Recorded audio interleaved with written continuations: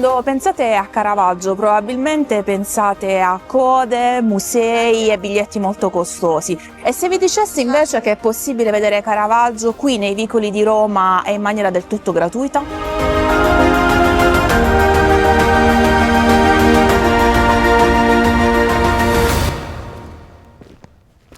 Esiste un itinerario segreto, dove i capolavori si ammirano nella penombra per cui sono stati creati.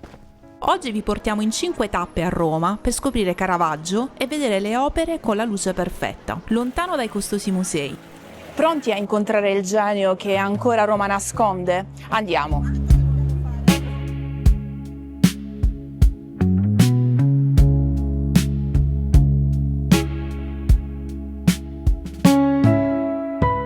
Prima tappa, niente chiesa, niente museo, siamo in Vicolo del Divino Amore e tra il 1604 e il 1605 Caravaggio abitava proprio qui, al numero civico 19. Gli archivi giudiziari ci raccontano che non era un inquilino facile. La padrona di casa, Prudenzia Bruni, lo portò in tribunale. Non solo non pagava l'affitto, ma aveva preso a sassate le finestre e danneggiato il soffitto. Perché? Probabilmente per creare un muro e far entrare quella luce diretta, che è diventata il suo marchio di fabbrica. Venire qui la mattina presto, col silenzio, potrebbe fare ancora più effetto. Non ci sono quadri, ma si sente l'eco delle sue sfuriate e del suo genio.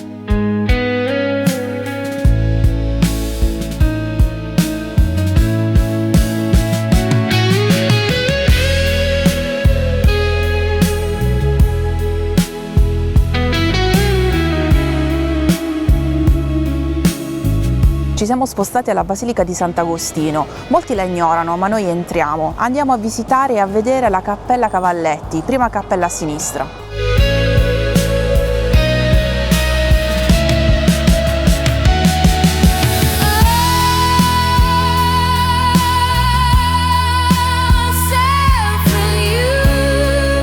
Eccola la Madonna dei Pellegrini. Oggi ci sembra sacra, ma all'epoca fu uno schiaffo alla morale. La Vergine ha il volto di Lena, una corteggiana famosa e amante di Caravaggio.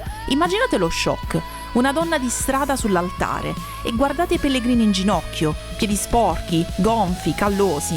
Per la Chiesa un oltraggio, per Caravaggio la vita vera. Ricordatevi di portare sempre 2 euro. Inserite la moneta e l'opera prenderà vita. Vedrete dettagli che al buio scappano. È così che va visto Caravaggio.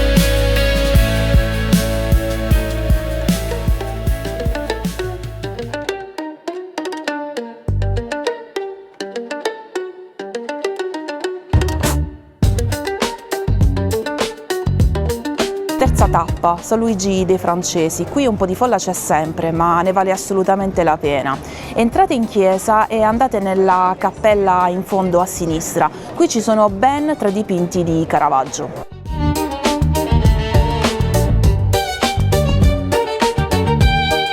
Siamo davanti al ciclo di San Matteo, un racconto visivo dedicato al santo. Guardate la vocazione, il quadro a sinistra, quello più celebre dei 3.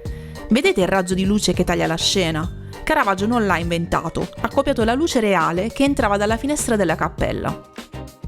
La prima versione di San Matteo e l'angelo fu rifiutata. I preti dissero che San Matteo sembrava un contadino analfabeta.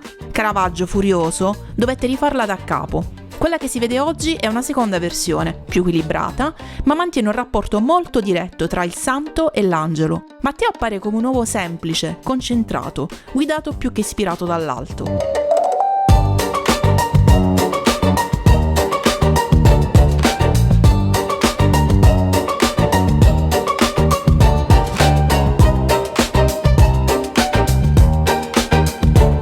A proposito di scandali di realismo, voi quale Caravaggio preferite? Quello sacro e composto o quello scandaloso e moderno? Scrivetecelo nei commenti.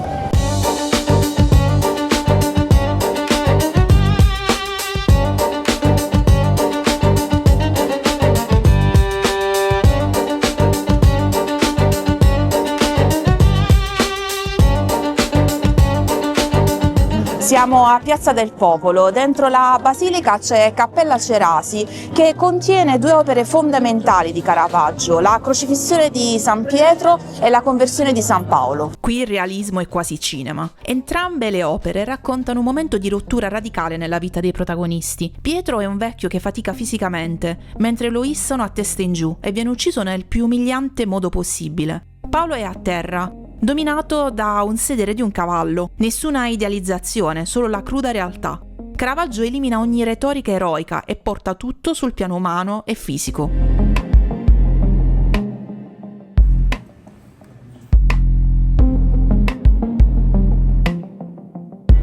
Vi consiglio di guardarle da lontano e poi avvicinarvi, perché Caravaggio ha studiato molto bene le proporzioni e l'angolo di visione.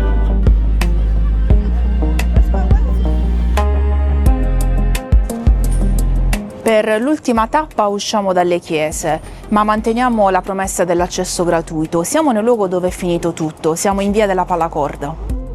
Niente quadri qui, solo storia. La sera del 28 maggio 1606, durante una partita a palla, scoppia una rissa. Caravaggio uccise Ranuccio Tommasoni. In un attimo il genio divenne un assassino, con una condanna a morte sulla testa. È fuggito da Roma per non tornarci mai più. Essere qui significa chiudere il cerchio. Abbiamo visto la sua luce divina e qui tocchiamo con mano l'ombra che l'ha inghiottito.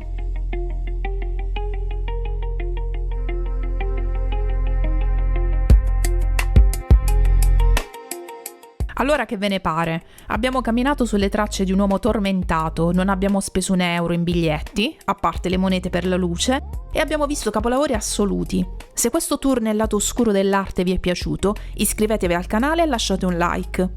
E non perdetevi il prossimo video dove esploreremo altre storie, altri angoli suggestivi del Mediterraneo. Grazie per aver viaggiato con noi e alla prossima!